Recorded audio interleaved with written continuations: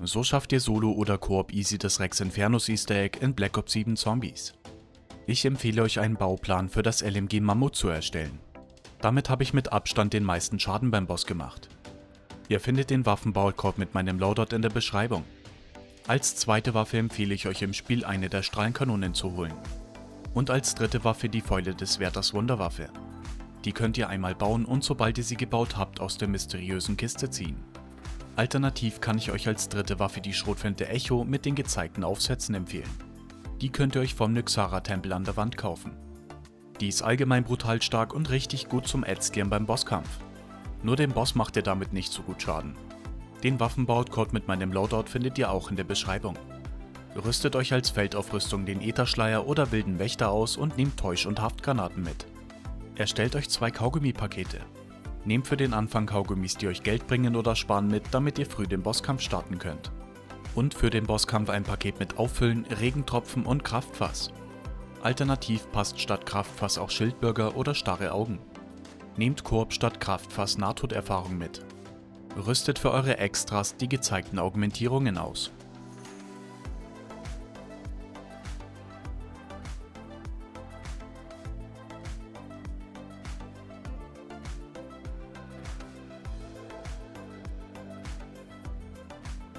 Rüstet für den Lichtheilung Munitionsmod Doppelaktion längeres Leben und zusätzliche Stärke aus. Und für den Schattenriss-Mod Gravitationssenke, Dynamik und Supermassiv. Nehmt Solo für den wilden Wächter die Augmentierungen Rasendes Feuer, Erweiterung und doppelte Lage. Spielt ihr Koop, rüstet Phalanx, Erweiterung und Aufholjagd aus. Das hilft euch später beim Boss, da euch dort schnell die Panzerplatten ausgehen. Oder rüstet alternativ für den Ätherschleier Äthersprint, Extraladung und Erweiterung aus. Nehmt im Koop statt Äthersprint Gruppenschleier. Folgt zuerst den angezeigten Schritten und aktiviert Pack-a-Punch. Baut dann die Fäule des Wärters Wunderwaffe. Interagiert mit einer der grün leuchtenden Säulen in der Nähe von Pack-a-Punch, um einen Greifhaken zu bekommen. Der bleibt euch für 30 Sekunden und ihr könnt ihn in der Zeit nutzen, so oft ihr wollt. Ihr könnt den Greifhaken 3-mal pro Runde aufnehmen. Lauft damit in den Dravakar-Tempel und zieht euch mit dem Greifhaken auf die Plattform über dem Eingang. Macht dort einen Flop mit Dr. Niete oder werft eine Granate auf die Wand rechts neben dem blauen Kristall. Ihr legt so einen Kristall in der Wand frei und könnt ihn einsammeln. Holt euch in der Nähe von Pack-a-Punch nochmal einen Greifhaken. Zieht damit eine der lila leuchtenden Kugeln, die überall schweben, zu Pack-a-Punch. Die Kugel kreist dann darum. Dreht dann eine der Kurbeln bei Pack-a-Punch, damit in den beiden Feuerschalen oben an den Treppen eine lila Flamme erscheint. Nehmt eine lila Flamme auf und lauft schnell bis ganz hinten in den Nyxara-Tempel. Die Flamme bleibt nur 20 Sekunden aktiv, dann müsst ihr euch eine neue holen. Falls keine Flamme mehr da ist, könnt ihr immer wieder mit einem Greifhaken eine Lichtkugel zu Pack-a-Punch ziehen und an einer der Kurbeln drehen. Schießt ganz hinten im Tempel mit der lila Flamme auf das Auge. Aus dem Auge fliegen jetzt ein paar Minuten Lichtstrahlen. Holt euch wieder einen Greifhaken. Greift damit nacheinander immer wieder an die Kristalle, um den Lichtstrahl auf den nächsten Kristall auszurichten. Erst müsst ihr den Strahl auf den Kristall rechts vom Durchgang leiten, dann auf den gegenüber auf der linken Seite, dann auf den gegenüber und von dem aus in den Raum daneben. Springt von der Wand ab und platziert an der Stelle, wo der Kristall fehlt, mit der Aktionstaste den Kristall. Greift einmal den Kristall rechts neben dem verschlossenen Tor und lenkt ihn damit auf das Tor. Das Tor öffnet sich und ihr könnt hinter dem Tor mit einer Lichtkugel interagieren. Ihr brecht dann runter und müsst ein paar Spinnen killen. Bleibt dann in der Nähe der Wurzeln, die euch immer wieder kurz Leben entziehen, bis die Anzeige gefüllt ist. Ab Runde 8 könnt ihr bei den Wurzeln mit der Frucht interagieren. Ihr futtert sie und werdet in einen Wald teleportiert. Hier könnt ihr die 3 Teile für die Wunderwaffe einsammeln. Ein Teil ist hinter der Munitionskiste beim Skelett. Schaut es an, wartet die Sequenz ab und nehmt euch das Teil. Ihr könnt auch Tasten spammen, um die Sequenzen zu überspringen. Ein Teil ist ein Stück vor der Munitionskiste.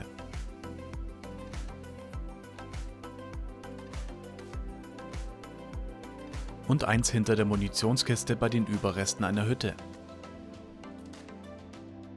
Schlagt dafür die weiße Stelle am Boden auf. Habt ihr die 3 Teile, werdet ihr zurück teleportiert. Jetzt müsst ihr in den Dravaka-Tempel zum Dravaka-Heiligtum. Hier müsst ihr die Säulen mit Hebeln drehen und die Symbole darauf in bestimmte Himmelsrichtungen ausrichten. Interagiert erst mit der blauen Schrift an der Wand. Dravaka nennt euch jetzt einen von 4 möglichen Sätzen. Aktiviert dann je nach Satz, den er euch nennt, die 3 um die Säulen verteilten Hebel so oft und in der Reihenfolge wie auf der eingeblendeten Grafik. Der linke Hebel ist links von der Säule in der Mitte beim Panzerungswandkauf. Der untere ist links neben der Schrift an der Wand. Und der rechte ist rechts von der Säule in der Mitte. Habt ihr die Hebel so oft und in der Reihenfolge wie vorgegeben gedreht, könnt ihr den Hebel an der Säule in der Mitte aktivieren. Ihr habt das Rätsel gelöst und eine Plattform fährt runter. Habt ihr was falsch gemacht, könnt ihr es ab der nächsten Runde nochmal probieren. Holt euch einen Greifhaken und zieht euch dort hoch, wo ihr die Plattform runtergefahren habt. Interagiert dort mit dem Amboss, um die Wunderwaffe zu bauen. Die Pfeile der Wunderwaffe verfolgen Gegner. Ihr könnt sie auch bei Pack-a-Punch verbessern und schaltet so einen Schuss frei, den ihr aufladen könnt. Der hinterlässt kurz einen Tornado, der Flächenschaden macht. Schießt am besten noch bis spätestens Runde 7 auf den Ball oben rechts beim Haus, bis er runterfällt. Ab nächster Runde spawnt dann jede Runde ein Symbol auf dem Haus, bis dort insgesamt 4 Symbole sind. Merkt oder notiert euch jede Runde, wo die Symbole erscheinen. Schießt dann in einer Exfiltrationsrunde die Symbole in der Reihenfolge, in der sie erschienen sind, ab. War die Reihenfolge richtig, leuchten sie auf und die Zwillinge tanzen vor dem Haus. War die Reihenfolge falsch, müsst ihr alle Symbole abschießen und den Schritt wiederholen. Aktiviert, sobald die Zwillinge vor dem Haus tanzen, die Exfiltration. Besiegt das HRZ-Ziel und dann muss mindestens der Spieler mit der Fäule des Wärters Wunderwaffe mit der Telefonzelle interagieren. Statt zu exfiltrieren, werdet ihr dann zurück ins Haus teleportiert. Verbessert die Fäule des Wärters Wunderwaffe mit dem Ätherkristall, der vor der Treppe erscheint. Lauft nach oben, dann links und schießt hinten links in der Barrikade einen aufgeladenen Schuss mit der Wunderwaffe auf die Toilette. Ein Auge schwebt aus der Schüssel, droppt vor euch und ihr könnt es einsammeln. Killt die Doppelgasts und Verwüster, die spawnen, bis maximale Munition droppt. Geht dann an das klingelnde Telefon und teleportiert euch wieder auf die andere Seite. Ihr könnt jetzt mit dem Auge eine Säule, wo ihr euch den Greifhaken holen könnt, verbessern, indem ihr die Aktionstaste gedrückt haltet. Macht das am besten bei einer der Säulen bei Pack-a-Punch. Der verbesserte Greifhaken bleibt euch jetzt immer für 1 Minute und ihr braucht ihn bald für einen Schritt. Jetzt müsst ihr in beliebiger Reihenfolge die Rätsel in den restlichen Tempeln lösen und die 4 Korruptionsteile sammeln. Packt euch, um die uralte Schriftrolle holen zu können, auf eine Waffe den Schattenriss Munitionsmod. Geht dann wieder zu den Wurzeln, wo ihr euch die Teile für die Wunderwaffe geholt habt und futtert die Frucht. Ihr werdet dann wieder in den Wald teleportiert. Sammelt dort Zombies auf einem Haufen, bis keine mehr spawnen. Schießt dann mit dem Schattenriss-Mod auf die Zombies, bis er auslöst. Habt ihr genug auf einmal erwischt, droppt die uralte Schriftrolle und ihr könnt sie einsammeln. Falls es nicht beim ersten Mal klappt, sammelt wieder alle Zombies und löst nochmal den Schattenriss-Mod aus. Habt ihr die Schriftrolle, könnt ihr den Wald durch ein Portal wieder verlassen. Falls ihr zu lange braucht, werdet ihr zurück teleportiert und könnt den Schritt ab nächster Runde nochmal probieren. Um die gewebte Schärpe einsammeln zu können, muss es regnen. Löst dafür erst das Rätsel mit den Würfeln im Veitarion-Tempel. Lasst dafür einen Zombie am Leben. Sammelt dann 4 Würfel ein und werft sie vor die Wand mit den Symbolen. Haltet, um den Würfel zu tragen, die Aktionstaste gedrückt. Einer liegt links neben der Wand mit den Symbolen. Einer in der Hauptkammer, wenn ihr reingeht, links auf der Säule.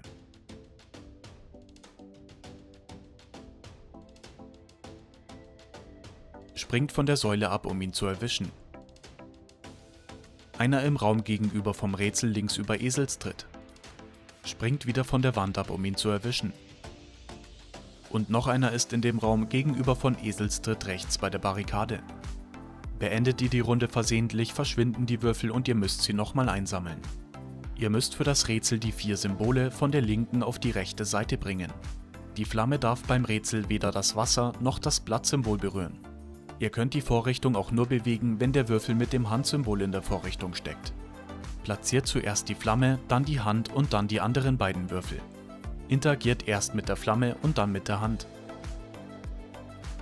Schießt oder schlagt dann die leuchtende Plattform in der Mitte, um die Vorrichtung auf die andere Seite zu bewegen. Interagiert dort mit der Flamme. Schickt die Vorrichtung dann nur mit der Hand wieder auf die andere Seite. Interagiert dort mit dem Wassersymbol und schickt die Würfel auf die andere Seite. Interagiert dort erst mit der Hand und dann mit dem Wassersymbol. Legt dann die Flamme und erst dann die Hand in die Vorrichtung und schickt sie wieder auf die andere Seite. Interagiert dort erst mit der Hand und dann mit der Flamme. Legt dann erst das Blattsymbol und dann die Hand in die Vorrichtung und schickt sie wieder rüber. Interagiert dort mit dem Blattsymbol und schickt nur die Hand wieder auf die andere Seite. Interagiert mit dem Feuersymbol und schickt die Vorrichtung wieder rüber. Interagiert dort zuerst mit der Hand und dann mit der Flamme und ihr habt das Rätsel gelöst. Die Wand öffnet sich, ihr bekommt ein gratis Zufallsextra und legt ein Wasserbecken frei. Ihr könnt mit dem Becken einmal pro Runde interagieren, dann fängt es ab der nächsten Runde an zu regnen. Aktiviert das Becken und beendet die Runde, damit es regnet. Alternativ regnet es auch immer in Munitionsrunden. Bei Regen könnt ihr jetzt die gewebte Schärpe einsammeln. Die kann an einer von 3 Stellen spawnen. Ihr hört zu Beginn der Runde, sobald es anfängt zu regnen, einen Sound, wenn ihr euch in der Nähe des Spawnpunkts befindet und das Teil dort spawnt. Entweder spawnt es in der Nähe von Witwenwein auf Aranea Insula. Holt euch dafür einen Greifhaken. Zieht euch damit an der Stelle im Video an der Klippe hoch und spammt die Aktionstaste, um es einzusammeln. Das Teil ist extrem schwer zu sehen.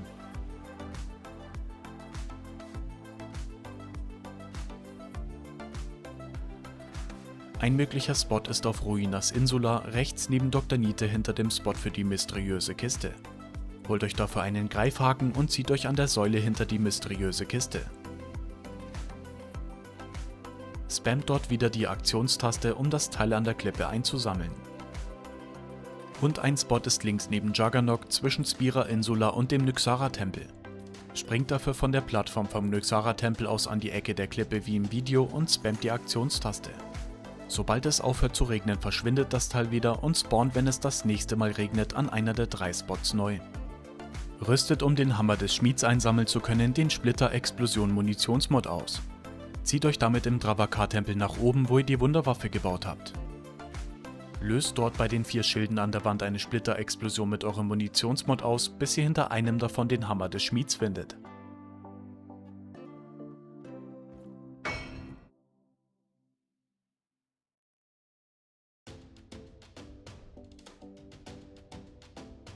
Den glänzenden Faden findet ihr zufällig in einer der lila Lichtkugeln, wenn ihr sie mit dem Greifhaken an euch ranzieht und damit interagiert. Löst dafür am besten auch gleich das letzte Rätsel im Kalteris-Tempel. Tötet dafür am besten alle bis auf einen Zombie. Lauft in den Tempel und stellt euch unten links zuerst auf die linke Plattform. Es erscheinen dann 4 Lichter, die ihr abschießen müsst. Schießt die 4 Lichter ab und geht auf die nächste Plattform vor euch.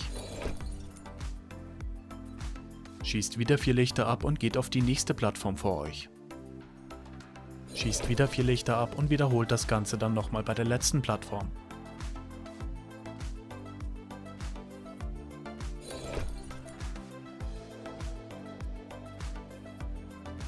Ihr habt das Rätsel gelöst, die Wand öffnet sich und ihr legt eine Laterne frei. Ihr könnt mit der Laterne einmal pro Runde interagieren, um Lichtkugeln spawnen zu lassen, die sich um Pack-a-Punch verteilen. Nutzt das jede Runde aus oder sucht nach Lichtkugeln, die auch auf den Inseln spawnen, um aus einer zufälligen Kugel das letzte Teil, den glänzenden Faden, zu bekommen.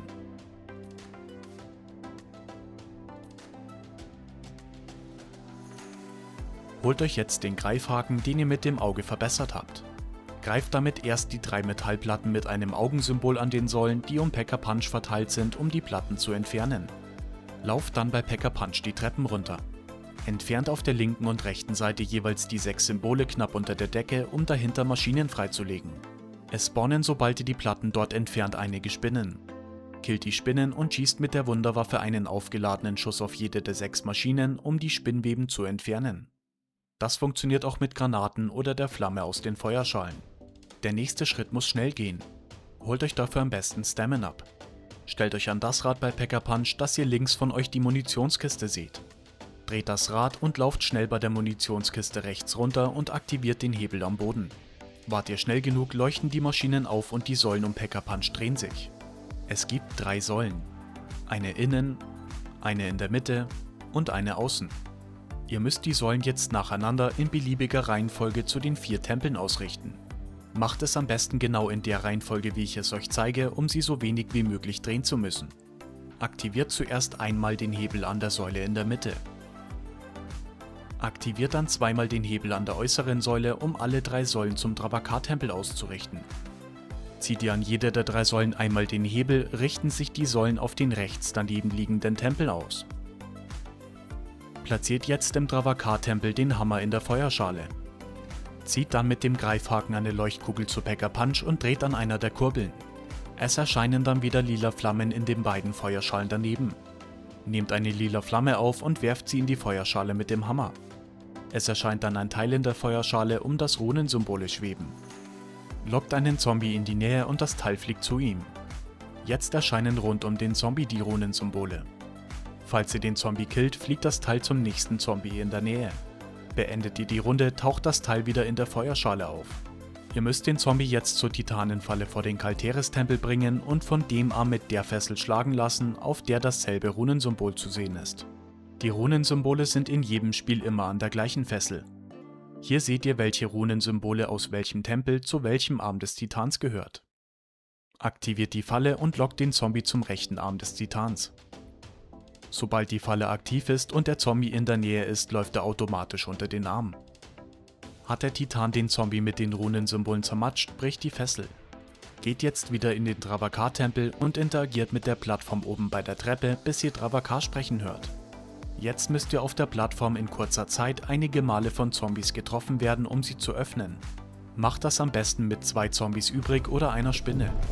Die Platte bewegt sich dann zur Seite und ihr könnt die Vorrichtung darin mit einem aufgeladenen Schuss der Wunderwaffe hochschweben lassen.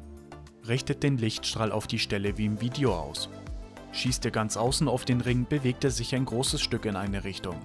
Je weiter innen ihr ihn trefft, desto weniger bewegt er sich. Zeigt der Lichtstrahl auf die Stelle wie im Video, killt darunter ein paar Zombies und schaut, ob an der Wand glühende Risse erscheinen. Falls ja, ist die Position richtig. Tötet unter dem Ring dann Zombies, bis die Wand gesprengt wird und ihr dahinter Travakars Schädel sehen könnt. Holt euch jetzt am besten F4 oder Casimir-Granaten und den Lichtheilung-Munitionsmod. Schießt auf den Schädel, dann werdet ihr im Raum eingesperrt und es spawnen 4 Geister, die ihr abschießen müsst, bis sie verschwinden. Nehmt dafür die Waffe mit dem Lichtheilung-Munitionsmod, das ist die Schwäche der Geister. Ein Geist ist ein Stück vor dem Schädel. Einer ein Stück rechts vom Schädel. Einer über dem Eingang rechts in der Ecke.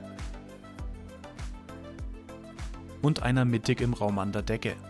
Habt ihr die 4 Geister gekillt, schießt auf den Schädel, bis der Bildschirm weiß aufleuchtet und ihr habt den Lockdown geschafft. Zieht vor dem Tempel mit dem Greifhaken eine lila Kugel ein Stück vor die Treppe, damit sie ein Stück vor dem Kopf liegt. Schießt sie dann mit einem aufgeladenen Schuss der Wunderwaffe ab.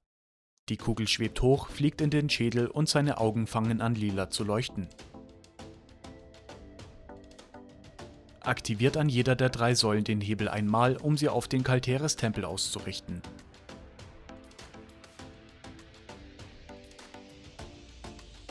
Platziert den glänzenden Faden in der Feuerschale im Tempel.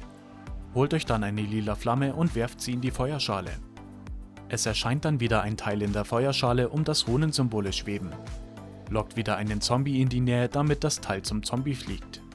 Lockt den Zombie vor den Kalteres-Tempel, aktiviert die Falle und lasst ihn vom linken Arm pürieren, um die Fessel zu zerstören. Geht jetzt wieder in den Tempel und interagiert mit der Plattform vor der Feuerschale, bis ihr Kalteres sprechen hört. Stellt euch jetzt am besten mit einem Kriecher übrig auf die Plattform und schaut 30 Sekunden lang durch das Visier einer Waffe. Es ist dabei egal, wohin ihr schaut. Die Platte bewegt sich dann zur Seite und ihr könnt die Vorrichtung darin mit einem aufgeladenen Schuss der Wunderwaffe hochschweben lassen. Richtet den Lichtstrahl auf die Stelle wie im Video aus. Tötet unter dem Ring Zombies, bis die Wand gesprengt wird und ihr dahinter Kalteres Schädel sehen könnt. Schießt auf den Schädel, dann werdet ihr wieder im Raum eingesperrt und es spawnen 4 Geister, die ihr abschießen müsst. Einer ist vor dem Schädel unter der Treppe. Einer rechts über dem Eingang. Einer hinter der Feuerschale bei der Decke. Und einer vor der Werkbank. Habt ihr alle Geister gekillt, schießt wieder auf den Schädel, bis der Bildschirm weiß aufleuchtet und ihr habt den Lockdown geschafft. Zieht vor dem Tempel mit dem Greifhaken wieder eine Lichtkugel ein Stück vor die Treppe, damit sie ein Stück vor dem Kopf liegt. Schießt sie mit einem aufgeladenen Schuss der Wunderwaffe ab, damit sie in den Schädel fliegt und Kalteris Augen leuchten. Aktiviert an den 3 Säulen jeden Hebel zweimal, um sie auf den Nyxara-Tempel auszurichten. Platziert die Schriftrolle in der Feuerschale im Tempel. Holt euch eine lila Flamme und werft sie auf das Teil in der Feuerschale. Es erscheint dann wieder ein Teil, um das Runensymbole schweben in der Feuerschale. Lockt einen Zombie in die Nähe und dann vor den Veitarion-Tempel. Aktiviert die Falle und lasst ihn vom rechten Arm des Titans pürieren, um die Fessel zu zerstören. Geht jetzt wieder in den Nyxara-Tempel und interagiert mit der Plattform vor der Feuerschale, bis ihr Nyxara sprechen hört. Legt euch jetzt am besten mit einem Kriecher übrig auf die Plattform und bleibt dort einfach für 30 Sekunden lang liegen. Die Platte bewegt sich zur Seite und ihr könnt die Vorrichtung darin mit einem aufgeladenen Schuss der Wunderwaffe hochschweben lassen. Richtet den Lichtstrahl auf die Stelle wie im Video aus. Der Winkel in dem Tempel ist der beschissenste. Richtet den Strahl knapp über die Kante neben der Feuerschale aus und gerade unter die linke Säule mit dem goldenen Muster. Tötet unter dem Ring dann Zombies, bis die Wand gesprengt wird und ihr dahinter Nyxaras Schädel sehen könnt. Schießt den Schädel ab, dann werdet ihr wieder im Raum eingesperrt und es spawnen wieder 4 Geister. Einer ist links vom Schädel, einer rechts darüber, einer rechts neben der Feuerschale unten und einer hinter der Säule.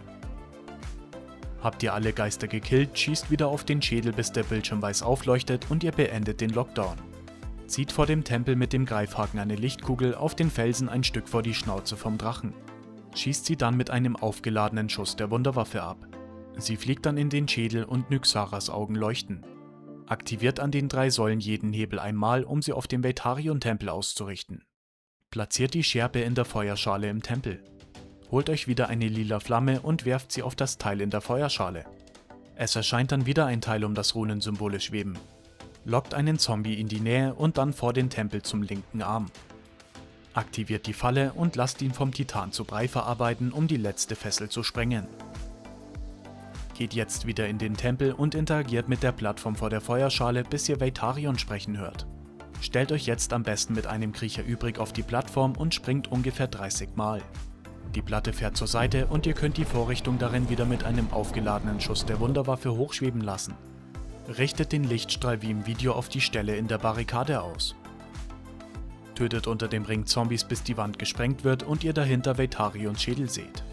Schießt den Schädel ab, dann werdet ihr eingesperrt und es spawnen wieder 4 Geister. Einer ist ein Stück vor dem Schädel. Einer links über dem Eingang, einer links daneben hinter der Säule und einer ein Stück links daneben. Habt ihr die Geister gekillt, schießt wieder auf den Schädel, bis der Bildschirm weiß aufleuchtet. Zieht vor dem Tempel mit dem Greifhaken eine Lichtkugel zur Kuhle im Boden ein Stück vor die Schnauze von Veitarion.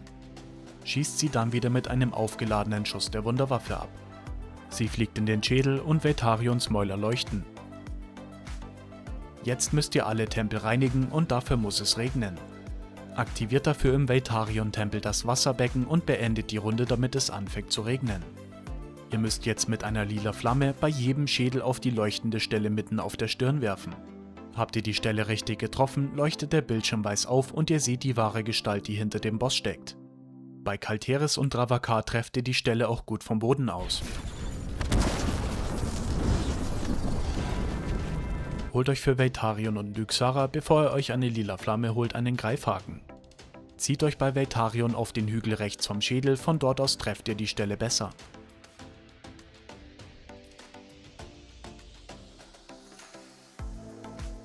Zieht euch bei Nyxara auf die gezeigte Plattform und werft die Flamme auf die gezeigte Stelle.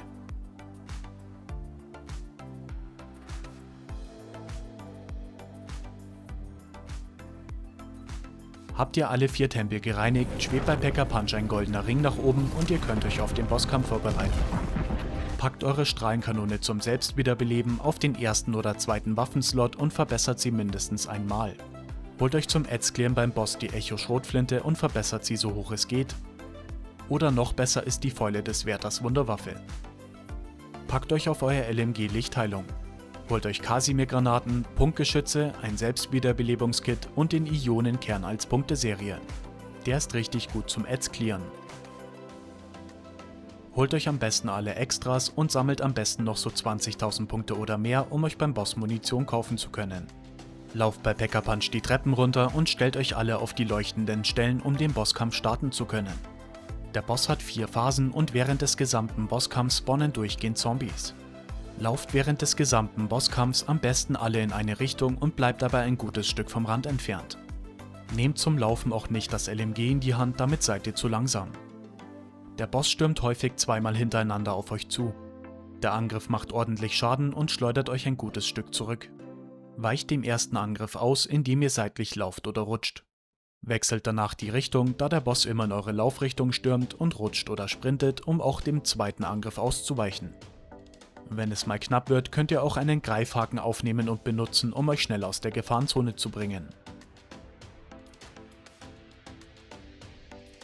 Mit dem Greifhaken könnt ihr euch auch an den schwebenden Plattformen über der Arena hochziehen und seid dort kurz in Sicherheit. Zieht euch dann aber von der Luft aus wieder zum Boden oder rollt euch ab, damit ihr nicht viel Fallschaden bekommt. Falls ihr von der Plattform runterfallt, sterbt ihr nicht, aber verliert die Hälfte eurer HP. Es spawnen immer wieder blaue Totenschädel, die dem Boss folgen. Fokussiert euch immer direkt auf die Schädel.